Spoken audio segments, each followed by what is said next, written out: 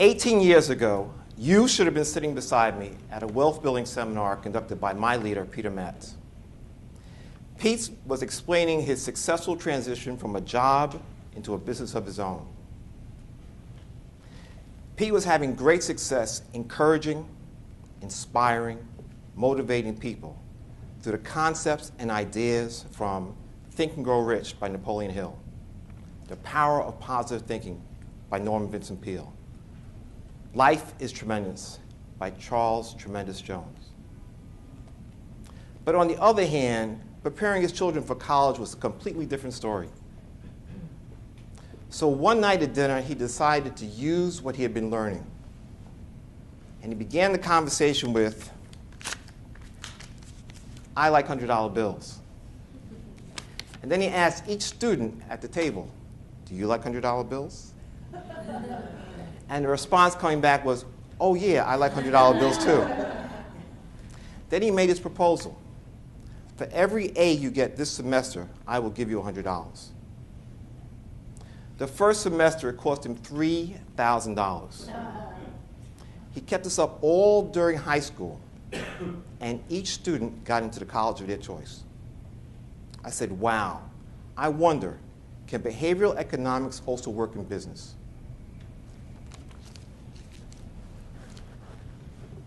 In the 30 years since America went from the largest creditor nation to the largest debtor, over-leveraging capital at the expense of labor, Alan Sloan says that the Great Recession was a $5 trillion toxic asset price bubble tsunami. The president of Better Markets says it was $12 trillion, affecting the $60 trillion world economy and the $15 trillion American economy.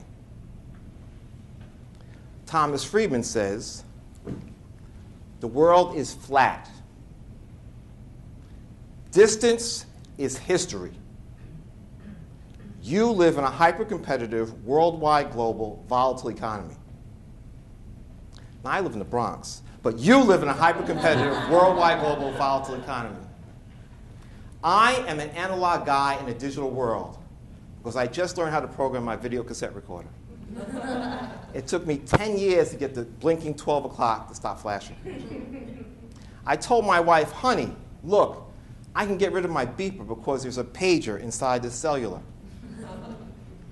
My wife said, Jeff, even Dick Tracy knows with his wristwatch radio that 5 years from now, devices like this will be 10 times faster and 10 times cheaper. And you will still be 10 times dumber.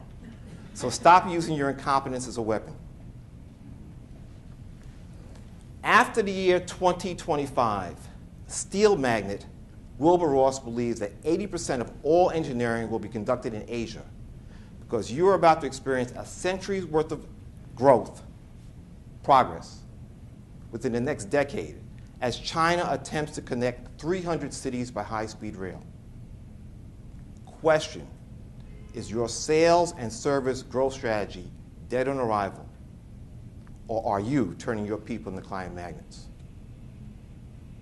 In the next few minutes, you're about to pick up a revolutionary enterprise engagement process, maximizing the unity of effort, increasing operational excellence through measured performance, allowing you to take pride in growing an enterprise that's one of a kind instead of one of the crowd.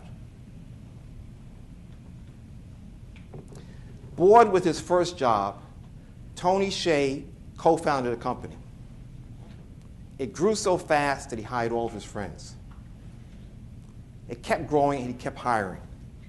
After a year with 100 employees, he didn't even want to get out of bed. Selling the company, he responded to a proposal for shoes online because the shoe industry is a $50 billion industry of which 4%, or $2 billion, was sold through mail-order catalogs. Joining Zappos, applying the science of happiness through Maslow's hierarchy, Zappos went from 0 to $1 billion in sales 2 years ahead of schedule, joining the Fortune list of 100 best companies to work for. Zappos learned that humility was one of their top 10 values. So when they interview, they ask, are you humble? You believe that, right? Show of hands. Everyone believes they ask, are you humble? Zappos is located in Las Vegas. Zappos runs a shuttle service from the airport to the casinos to the headquarters. After the final interview with the department head and the immediate potential supervisor, they asked the shuttle operators, is the candidate humble?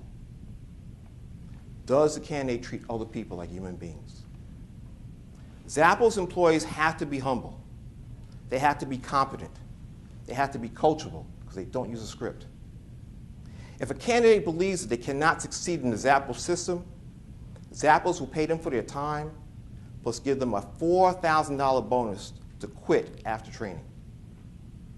One time, Tony was at a trade show bragging about how Zappos was growing through outstanding service. It just so happened that he returned to the hotel after room service had ended. So flippantly, Tony said, call Zappos. So one of the other trade show attendees took him up on his challenge. And the Zappos operator responded, you know we sell shoes. Yeah, I know you sell shoes, but we're really hungry. So the operator said, I'm going to place you on hold, and came back 2 minutes later with 5 pizza locations in the Santa Monica area that was still delivering at that hour. Now, you and I are friends, so let's keep the story between us. But would your call center do the same thing? Question, are you turning your people into client magnets? Based on your fiduciary responsibilities as the Chief Executive Officer, are you achieving double-digit improvement in your sales and service growth strategy results?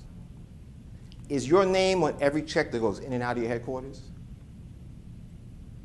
As the Captain Kirk of your enterprise, are you bulletproofing your future growth through bottom-up leadership?